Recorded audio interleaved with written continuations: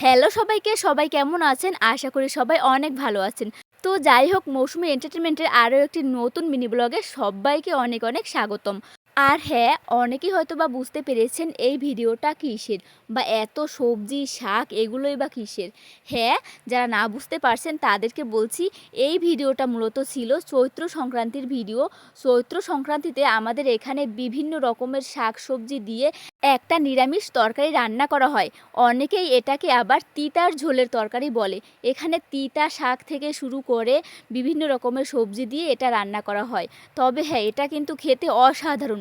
ছোটোবেলায় আমি এই সবজিটা একদম পছন্দই করতাম না। ওই যে বিভিন্ন রকমের তিতা শাক দেয়, ডিমি শাক, হেলেঞ্চা শাক সহ বিভিন্ন রকমের তিতা শাক দেয়।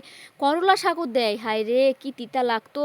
কিন্তু আজকে আমি করলাও কম দিয়েছি, তিতা শাকও কম দিয়েছি। তাই খেতে অনেক মজা হবে। তো যাই হোক এদিকে মায়ের ভাত হয়ে গেছে, আমিও সব কিছু কেটে রেডি করে দিয়েছি। ফাইনালি মায়ের রান্না হয়ে গেল। আর হ্যাঁ, আমাদের এখানে আজকে টক ডালও রান্না করা হয় আম দিয়ে, ডাল দিয়ে। আজকের এই চৈত্র সংক্রান্তিতে এই ২ টা আইটেম মাস্ট বি থাকতেই হবে। এরপরে যে যা রান্না করতে পারবে। তো যাই হোক আমরা এখন ভাত খাবো। আর হ্যাঁ, এখন বাজে ৪টা। ৪টার সময় আমরা কেন খাই জানেন? আমরা সবাই অনেক করে এই সবজিটা খেয়েছি। বাটি ভরে, ভরে আমরা এই সবজিটা খেয়েছি কারণ একদম তিতা লাগেনি। আর জানেন আমি তো একদম তিতা শাক কম দিয়েছি। মাকে বলেছি নিয়মটা পালন করলেই হলো। অল্প, অল্প তিতা দিলেই হবে। তো এখন এরা খাবে। এরা যদিও আগে খেয়েছে, এখন জাস্ট ভাত দিয়ে খাচ্ছে। এদের কাছে নাকি অনেক বেশি ভালো হয়েছে। ৩ জনেই খুব, খুব ভালো খেয়েছে।